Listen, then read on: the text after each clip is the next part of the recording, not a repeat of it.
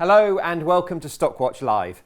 Next week's results have a distinctly domestic flavour, with the handful of companies reporting in a quiet late summer period shining a spotlight on the health of the UK economy.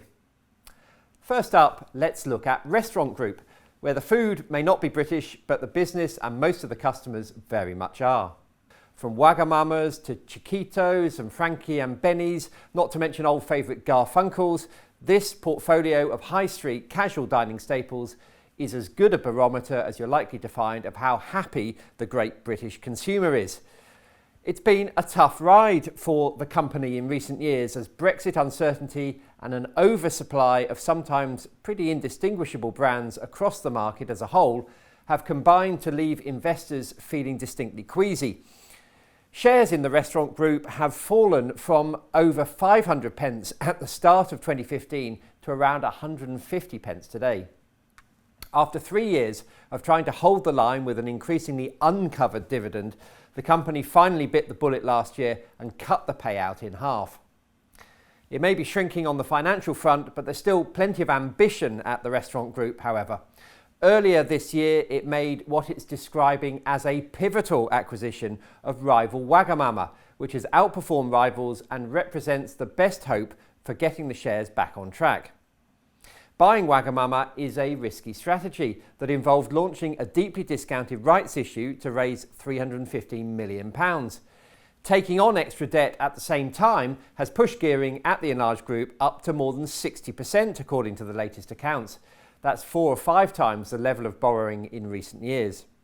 About 40% of shareholders voted against the rights issue as investors worried that this is not the time to take on new borrowings in the face of a tough consumer backdrop in the UK. So, in a sense, Restaurant Group is doubling down on its bet that we will continue to spend regularly and freely on casual dining, whether on the high street, at leisure parks or in the airport. What do the analysts make of the shares at today's depressed level? Considerably undervalued was Berenberg's recent judgment. It cites promising signs for the Wagamama purchase, the leisure brands and general market conditions. Recent analysis of TripAdvisor reviews showed the company frequently praised for its service, with value also being highly rated. Less enthusiastic at the time of the most recent trading statement was broker Peel Hunt, which kept its hold rating and said the shares at about today's level were fairly valued. The fall in the share price in recent years means that even after cutting the dividend in half, the shares still yield a decent 4 to 5% or so, and they trade on about 10 times next year's expected earnings. Now, house building is another decidedly domestic business for obvious reasons. You can't export a house, and outside the capital, most demand comes from local buyers. That makes next week's full-year results from Barratt Developments an interesting indicator of the health of the UK economy, although unusually, Barratt has already given us a pretty good signal about what those results will look like, thanks to a very comprehensive trading update in July. That pointed to the highest number of house completions for 11 years, an improved operating margin compared with last year, profits up from £835 million to about £910 million, and a big jump in forward sales at the year end. So, unless the company got its initial figures badly wrong, the results next Wednesday will be good. Worrying then that Barratt Chief Executive David Thomas should have decided to sell almost £3.3 million worth of shares, a third of his total holding, earlier this month. The obvious question when a board director makes a significant sale like this is, what does he know that I don't? Clearly, house builders have been big beneficiaries of government measures to boost the housing market like Help to Buy. They've ridden on the coattails of a decade of rock-bottom interest rates, but clearly too they will be hurt by a serious downturn in the economy if Brexit turns out to be as damaging as some fear. So, the question now is how much of this good and bad news is priced into the shares now?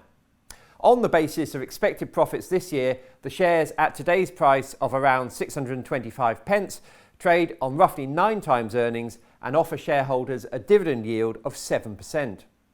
Morgan Stanley recently suggested a reasonable price might be up to 700 pence, which it calculated on the basis of the company's own volume growth expectation of 3 to 3.5%, house price growth in line with inflation, and a price to earnings multiple of about 10. The third of our domestic plays this week is Go Ahead, the transport group that runs South Eastern and Thameslink trains, as well as a number of bus services in the capital and beyond. Go Ahead has run the South Eastern service since 2006, and it learned recently that it has had its franchise extended until next April, while the government works out what to do with its re-franchising framework now that it's scrapped its proposed competitive tender. Realistically, analysts think there are only two options. Either the franchise is given to the incumbent again, or it's nationalised, which they feel is unlikely under a Conservative government. Any multi-year extension in the future would obviously be good news for the company. So, what's the outlook for profits at Go Ahead? Well, helpfully, the company posts a consensus figure from the half a dozen or so analysts that follow the stock. It doesn't make massively encouraging reading though. Profits before tax are predicted to hit £110 million in the year to June, followed by 99 million and 104 million in the next 2 years. That flat line is also reflected in earnings per share over the same 3-year period, 177 pence, 170p and then 178 pence.